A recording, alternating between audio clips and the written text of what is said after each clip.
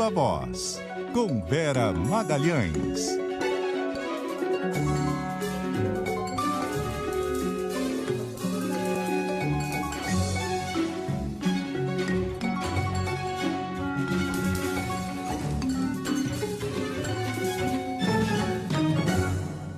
Viva a Voz, Vera Magalhães, boa noite. Boa noite, Rodrigo, Carol, todo mundo que nos ouve e nos assiste nesta segundona. Vera, explica pra gente aí essas novas palavras que surgiram aí, que vieram depois aí das reportagens do Estado de São Paulo, tratoraço, bolsolão, tá tudo aí rolando, é?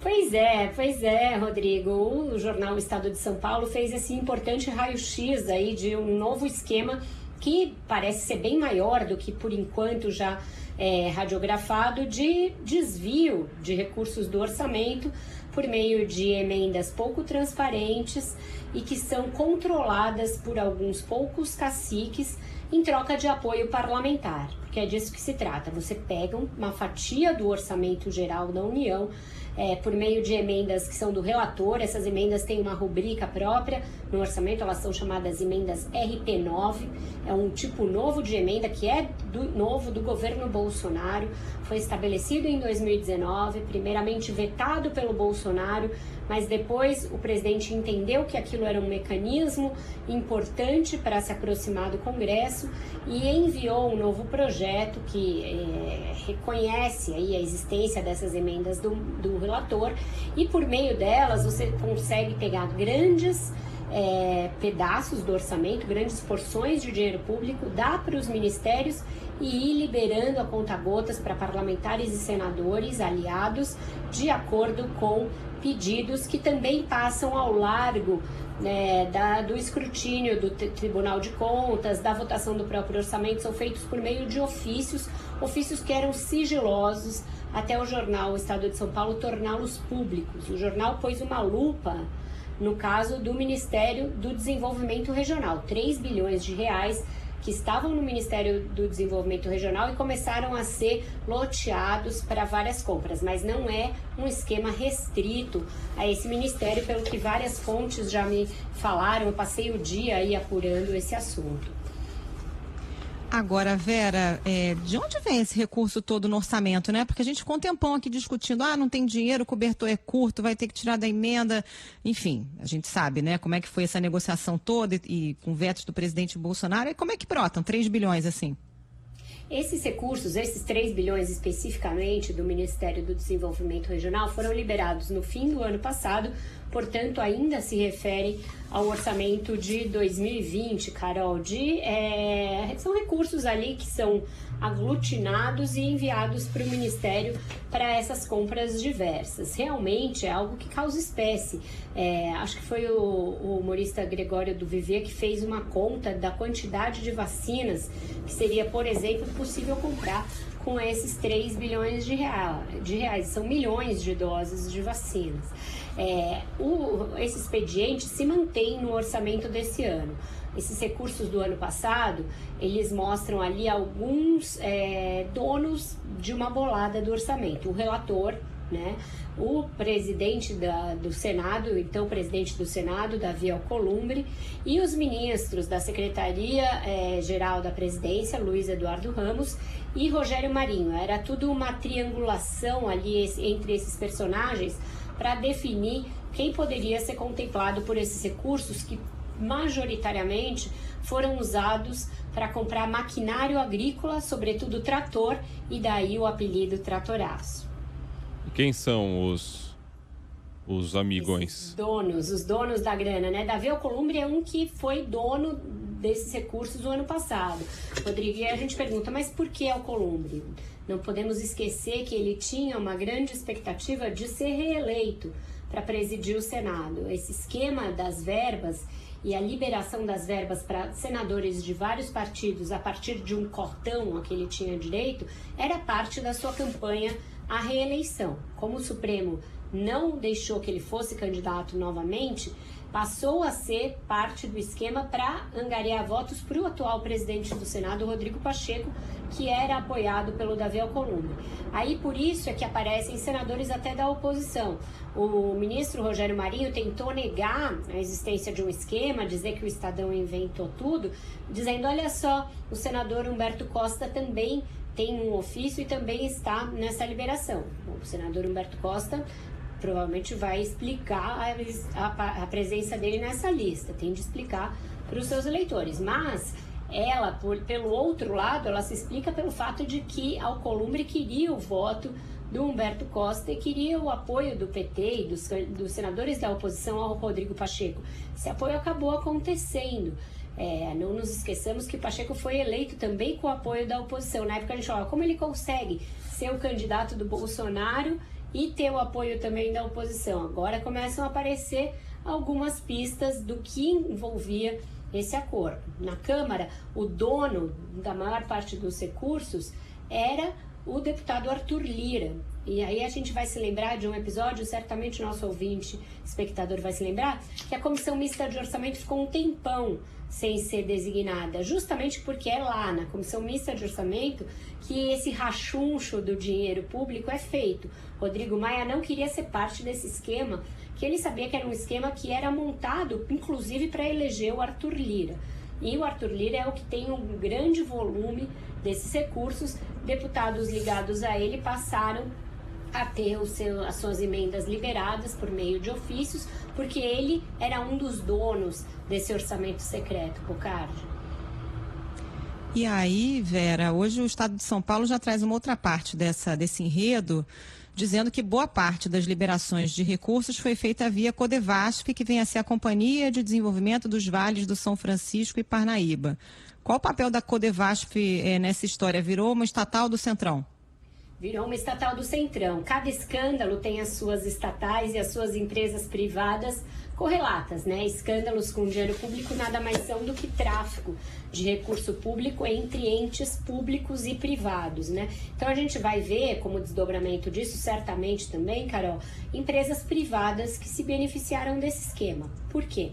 Porque com essa liberação, que é uma liberação extra-trâmite tradicional do orçamento, você não precisa fazer convênios para liberar recursos, nem convênio com a Caixa, nem convênio com o Ministério.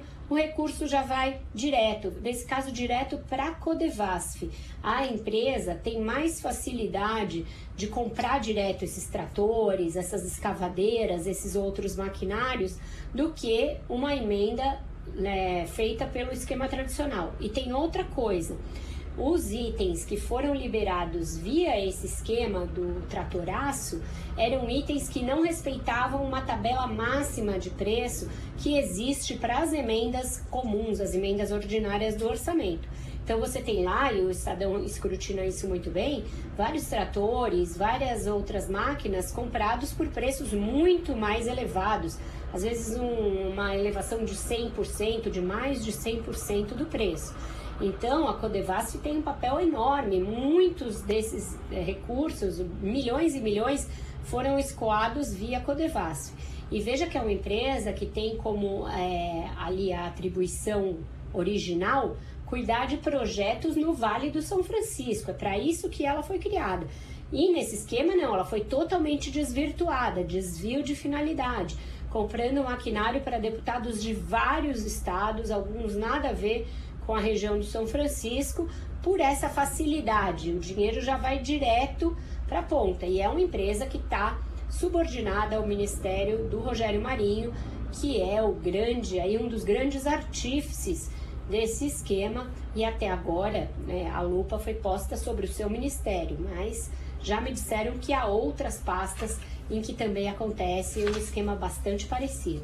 Bom, daqui a pouco a gente vai começar a ver, então, pelo país, trator da Ferrari, trator da Lamborghini, esses carros Mercedes-Benz, esses carros Rolls-Royce, trator da Rolls-Royce desfilando por Brasília. Daqui a pouco a gente vai começar a ver isso. Agora, Vera, o presidente Jair Bolsonaro, seus filhos e toda a turma que os apoiam ali, os mais próximos, dizem que não tem corrupção, que eles acabaram com tudo.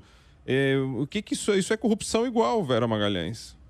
É uma forma de corrupção, Rodrigo, porque você está pegando o orçamento público da União, que é a única fonte de recurso em que você pega todas as receitas, inclusive as oriundas dos nossos impostos, e canaliza para obras, para projetos, para combate à pandemia, por exemplo. Então você está pegando uma parte desses recursos, tirando ali da janela de controle dos órgãos, principalmente do TCU, e fazendo um esquema em que esse recurso é drenado aqui por baixo, com esse superfaturamento em muitos casos. O que já me disseram, mas isso ainda não escrevi, porque, enfim, precisa de apuração, mas é uma apuração que deverá vir com o desdobramento desse caso.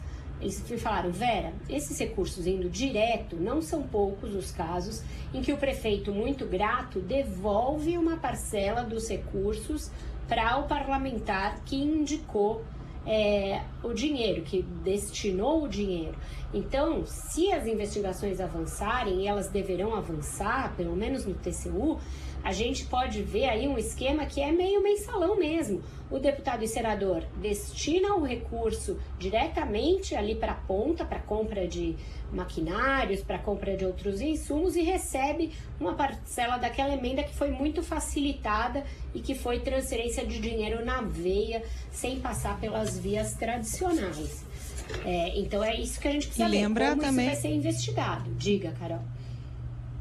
Falar que lembra também o esquema dos anões do orçamento, que era justamente isso, né? Os parlamentares recebiam propina dos prefeitos para incluir as emendas ali no orçamento, e ali ainda tinha um agravante, né? Porque o João Alves, inclusive, abriu uma empresa para executar a obra, então ganhava várias vezes em cima da liberação de recurso, né?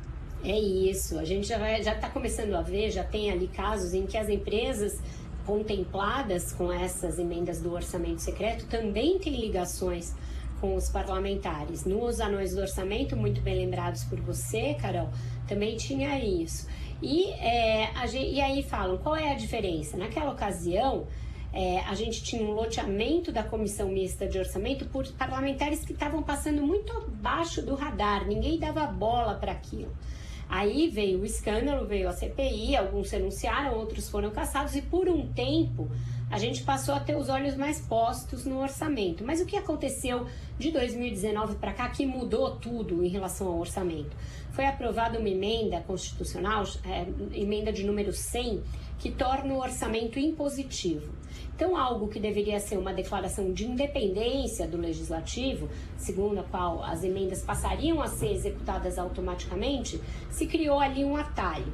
Tudo bem, impositivo, mas nas mãos de alguns poucos privilegiados que vão ter esse poder de decidir para onde vão os recursos. Então, que se criou esse mecanismo importante, poderoso, que é a emenda de relator, que acaba sendo dividida pelo relator com alguns donos do orçamento, como os presidentes das casas. E aí, a partir disso, você fideliza uma base. Vamos lembrar, o governo Jair Bolsonaro não tinha base parlamentar até 2019. A partir disso, se começa a construir uma base, construir um alicerce que resultou na candidatura do Arthur Lira e que resultou na sua eleição. Teria resultado na reeleição do do Davi Alcolumbre também, se o Supremo não tivesse cortado as asinhas dele.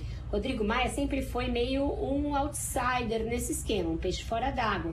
Não entrou no esquema, não aceitou fazer parte dessa construção da base bolsonarista, e até por isso passou a ser muito combatido pelo Bolsonaro.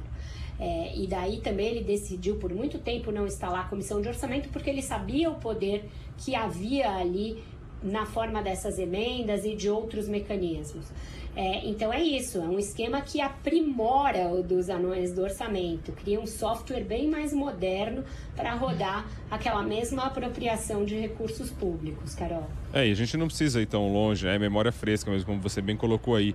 Nós todos aqui assistimos aquele desespero, aquele momento de desespero, de total isolamento e falta de apoio do Congresso de um modo geral. Quando o presidente deixa o partido, o PSL, e vai vivendo aquele momento de muita dificuldade, queda de popularidade, isolado, medo de precisando construir uma candidatura, alguém aliado a ele no Congresso Nacional, e que ilusão nós teríamos que o Congresso iria dar este apoio todo que surgiu. a troco de uma generosidade de graça, né? presidencial, digamos assim, de graça. Então, aos poucos as histórias vão se fechando. O que isso pode virar de efetivo, essa história toda, Vera?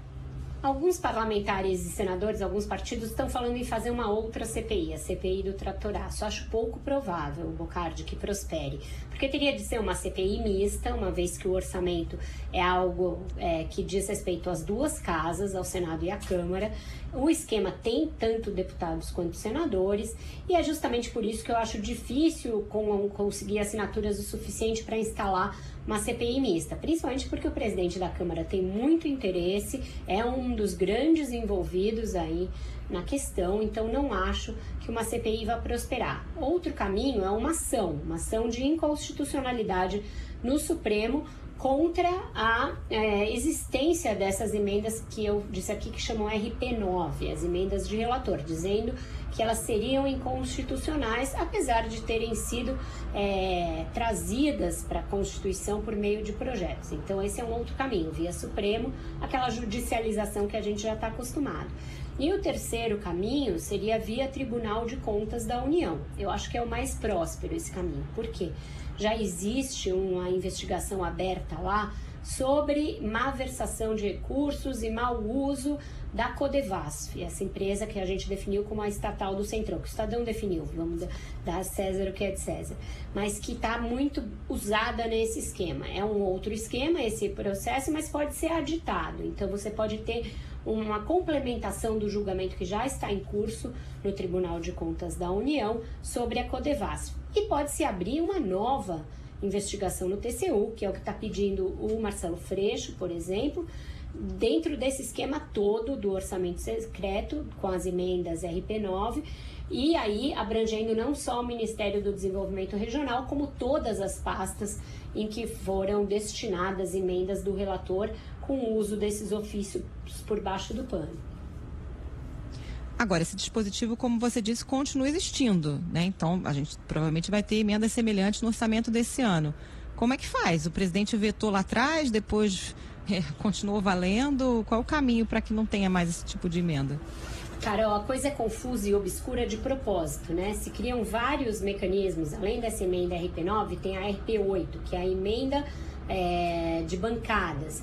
Tem também uma coisa chamada transferências especiais, em que um deputado ou uma bancada, porque pode ser também coletivo, pode mandar dinheiro direto para os estados e municípios, assim, também sem nada, sem prestação de nenhum recurso. Então, todas essas brechas no orçamento, elas existem justamente para tornar tudo confuso o suficiente para que ninguém, nem a imprensa, nem a sociedade, nem auditores, nem instituições fiscais, se debrucem sobre as irregularidades orçamentárias. Eu acho que agora a matéria do Estadão tem um grande mérito, além dela ser muito boa, que é abrir essa caixa de Pandora. Todo mundo vai começar a olhar com lupa tudo que foi feito. No orçamento desse ano, a tarefa é muito mais difícil, porque foi feito um orçamento, ele foi vetado em parte, aí se mandou um projeto para complementar aqueles vetos, foram feitos decretos e portarias também para consertar a situação. Então, ali é uma colcha de retalhos em que cabe tudo. E tem essas emendas do relator também.